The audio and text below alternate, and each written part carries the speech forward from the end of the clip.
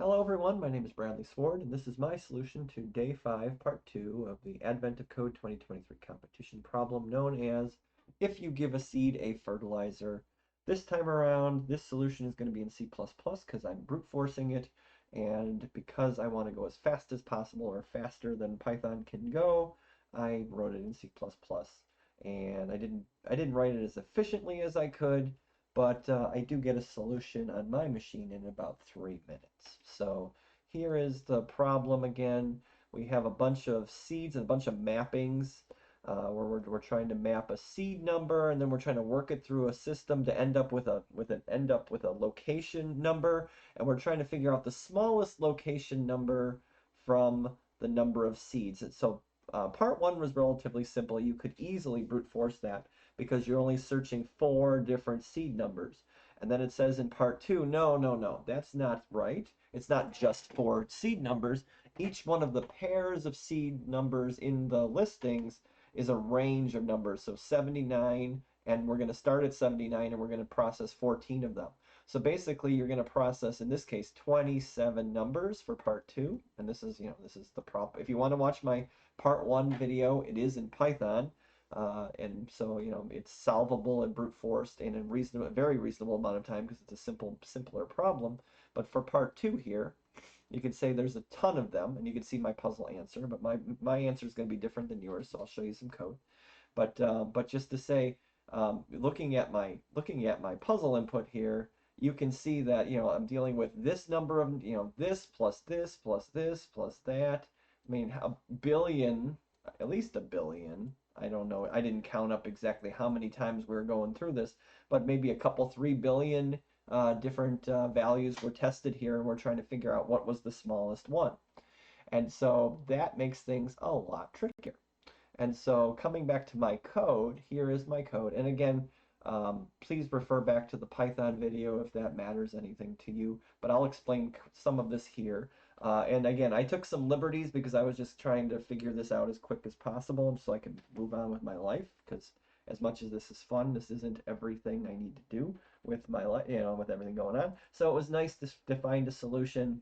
And what I did was I basically moved I took my data set here, and I basically just took the file and I processed it in. And of course, I could go back and modify that now that I know how to do things if I needed to. Like if this was my job and this was something that needed to be done, I would spend a little more time on it. But anyway, so this is a vector of vectors, of longs, because all the values are huge here, but they're bigger than four. They're bigger than four bytes of storage. They're bigger than 2 billion, but they're definitely smaller than 9 whatevers. The largest signed 8 byte number. But anyway, so it's a vector of long numbers. Basically, just basically, it would be a list of lists, or a list of lists if it was in Python. But it's just a vector of vectors, and you can see, basically I just hard coded this and just popped this in. That's my data set. So for my first part, we need to process the data to set this up so that I change up the ranges, because this is the starting range, the starting source range, and this is how many values you're allowed to go into the thing, and then this is the starting number of what the thing maps into. And again, I'm not here to explain that detail because that's a previous video, or you can read the problem itself. But just to say that I'm remapping the numbers, or I'm transforming the numbers into the process that worked for my part one, just so I don't have to rewrite all the code when I got here into C++. But basically it's just the same process, and I'm reimagining what all the 3 values are for the first step, the process step. And then for the execute step, this is where, this is the brute force. And I was originally thinking that if it took hours or whatever, that I could run this in parallel. I could, because there's nothing stopping me from starting at index 0, then starting at index 2 and 4 and 6 and 8 and 10, and just kind of brute forcing in parallel instead of serial. And then basically my answer would come, whichever index value has the most number of seeds to test, that would be the limiting reagent about the time that it would take to solve the problem. And of course I could, there are even simpler ways I'm sure to solve it than this. But basically, I was just saying, it's just a repeat of the previous problem at that point. But it's written in C++ and it's written in a way so that I could try to get it, with 100 or 1,000-fold increase in time. I have no idea how long it would take to solve in Python, but again, this code here solves everything on my machine in about 3.5 minutes. So I'm processing every seed in every range.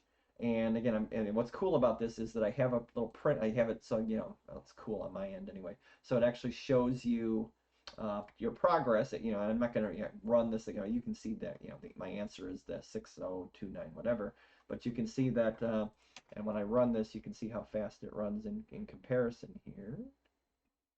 Is it going to run? It's going to run at some point. Here we go. And you can see that each dot is 1,000,000 attempts. And so you can see it's going pretty quick enough. And it's going to go off the screen here. Not anymore. And so you'll see things as it goes. But here is the code. Basically this is the workhorse here, right? So this is give me a seed number, and I'll keep mapping and mapping and mapping and mapping and moving things along the mappings until I get to the final element. And then if that number, that location number is smaller than the smallest location number that I have up to this moment, I will process it as such. And then I just keep on going. And I go through every single seed value. It feels like you probably could have just went through 0 through a trillion or whatever, but maybe there's something that would have mapped to something smaller. Who knows? So then at the end of the day, after I've gone through every range, every range and every seed in every range, the minimum value will pop out. And again, you know that the value will pop out as that number that I showed you there. And pretty soon here, you'll be reaching the end. And again, this is like 3 minutes worth of processing. And at this point, I'm going to run the thing until it ends. And maybe you'll hear me humming or something, because whatever. But you'll see that it takes me about 3 minutes on this end. So that is my solution. It's the brute force solution. I am interested in solving this in a more efficient manner. But I do not have the time to focus on that. And day 6 was so easy in comparison to this. And I believe everybody on Reddit is basically saying that the even days are easy and the odd days are hard. And so far, for me, this is the only day that was more difficult, more challenging than things that we've seen in the past. I think this year so far is more challenging than other years overall, for the especially for day 3, for the days that we're doing them, like it's supposed to be the easier problems. But still, at the end of the day here, day 5 so far has been the hardest problem to solve, at least from my end. So thanks for sticking it out with me as always in these videos. If you have any comments or better ways to do things, just let me know. Just comment if you care. Hope this helped those of you who maybe are looking for a solution yourself. And I will let this run until it runs. It should be another minute or so. So thanks for sticking it out. Have a nice day. I hope to see you guys in future videos. Take care, and see you then.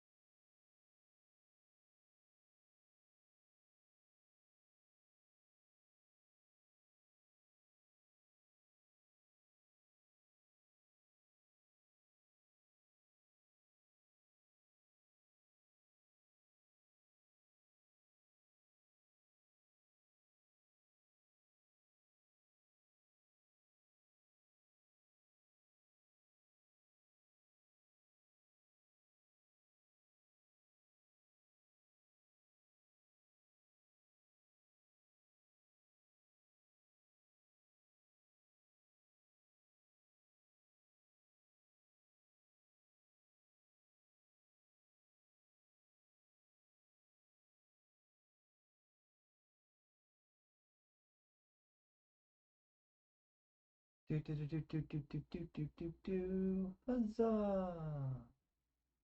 Goodbye, everyone.